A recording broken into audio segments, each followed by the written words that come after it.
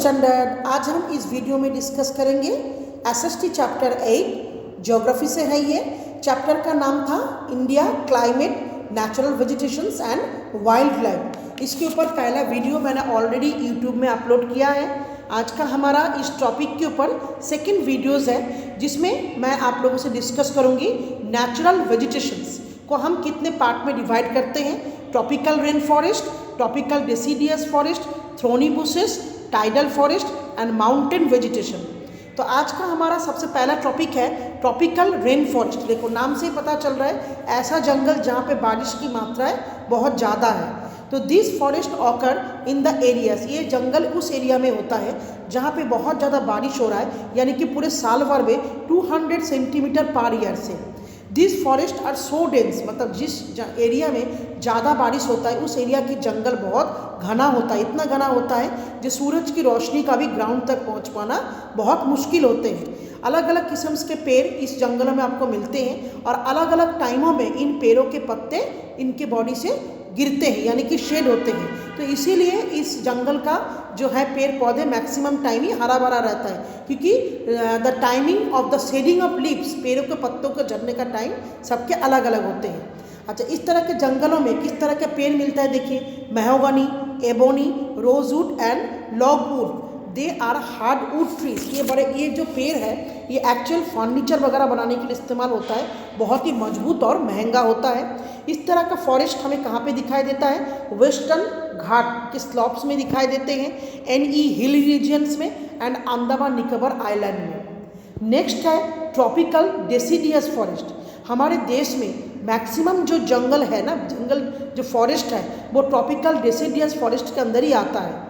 इस तरह के जंगलों को कहा जाता है मॉनसून फॉरेस्ट, यानी कि इस एरिया में मतलब रेनफॉल जो है मॉडरेट होता है, मॉनसून के आने के बाद ही बारिश होता है और बारिश का मात्राएं जो है 75 से लेकर 200 सेंटीमीटर के अंदर होते हैं। मोस्ट ऑफ द ऐसे एरिया के जंगलों में मैक्सिमम फॉरेस्ट को क्लीन कर दिया गया है ह्यूमन सेटलमेंट के लिए एंड एग्रीकल्चर के लिए। द ट्रीज शेड देयर, इन पेड़ों के पत्ते जो है एक पर्टिकुलर टाइप में शेड होता है। इंपॉर्टेंट ट्री क्या क्या है देखिए, साल, टीक, शीशम, नीम एंड पीपल। अच्छा, इस तरह के जंगल आपको दिखाई देगा Madhya Pradesh, Uttar Pradesh, Bihar, Jharkhand, Chhattisgarh, Orissa and part of the Maharashtra के कुछ पार्टों में। इन जंगलों का मेन पार्ट में मतलब मेन पेड़ क्या होता है? साल, टीक, शीशम, इससे भी बहुत अच्छे से फर्नीचर बनते हैं। नेक्स्ट पॉइंट है थ्रोनी बुशेस, यानी कांटे वाले झोपझाड़। इस तरह के वेजिटेशंस हमें दिखाई देता है कुछ ड्राई, यानी कि हॉट एंड ड्राई एरिया में, जिस एरिया में बारिश कंपैरेटिवली कम होते हैं। तो इसीलिए इन पेड़ों के पत्ते जो हैं स्पाइन की तरह बन जाते हैं, मैक्सिमम वाटर बॉडी से रिड्यूस को करने के लिए रोकते हैं।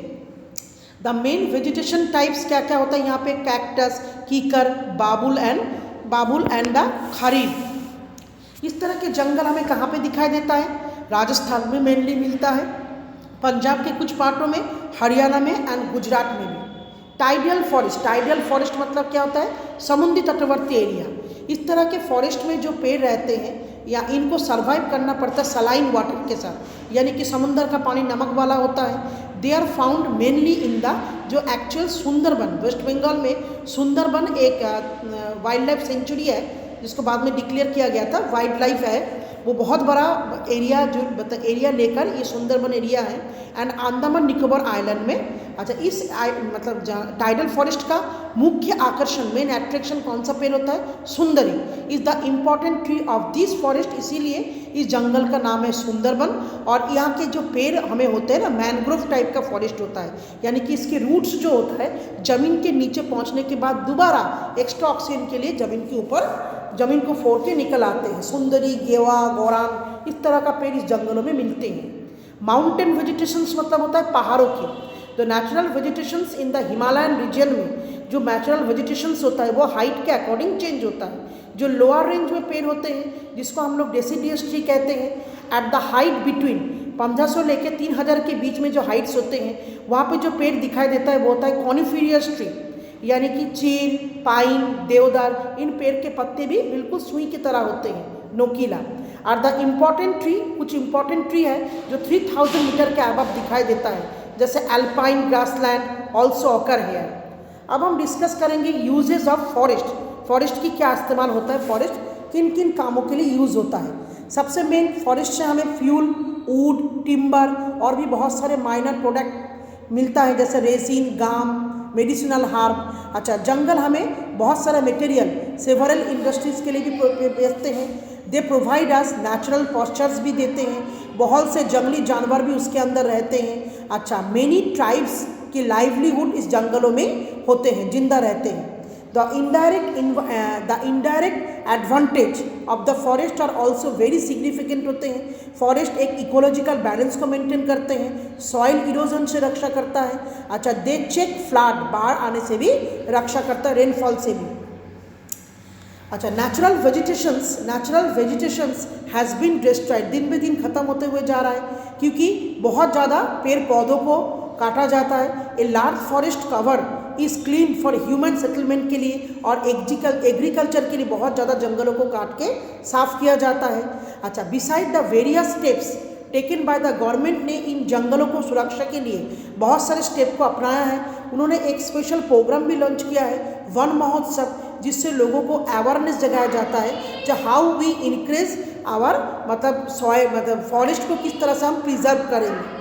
अब हम डिस्कस करेंगे वाइल्ड लाइफ यानी कि जंगली जीवन को लेके। देखो, India is the home of the great number of wild animals का, बहुत सारे वाइल्ड एनिमल्स इंडिया के जंगलों में रहते हैं। बहुत सारे bird, fishes, reptile, amphibian, mammals and insect. The wild life in India varies from region to region, वो चेंज हो जाता है। जैसे द हिमालयन फॉरेस्ट, ये किसका घर रहता है, बहुत से रेयर एनिमल्स हमें हिमालयन रीजन में मिलते हैं, जैसे हिमालयन ब्राउन बियर हो गए, रेड पांडा हो गया, snow leopard and ibex etcetera.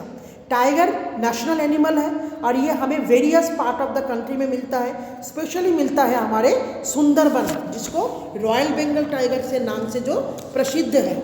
और दूसरा मिलेगा हमें गिर फॉरेस्ट इन गुजरात में, the home of Asiatic lion का घर होता है वो। The Rann of Kutch and the Kathiawar peninsula, ये फेमस है वाइल्ड एस, जंगली गधों के लिए। एलिफेंट सबसे ज़्यादा दिखाई देता है केरला, कर्नाटक एंड आसाम में। वन हॉर्न राइनोसर, एक सिंग वाला जो राइनोसर होता है वो काजीरंगा के नेशनल पार्क में दिखाई देंगे, आसाम में। Beside this many other wild animal are found in our country में, और क्या क्या, बहुत सारे monkey, wolf, jackal, deer, nilgai, antelope, इस तरह के अलग अलग किस्म के एनिमल्स भी हमें मिलते हैं।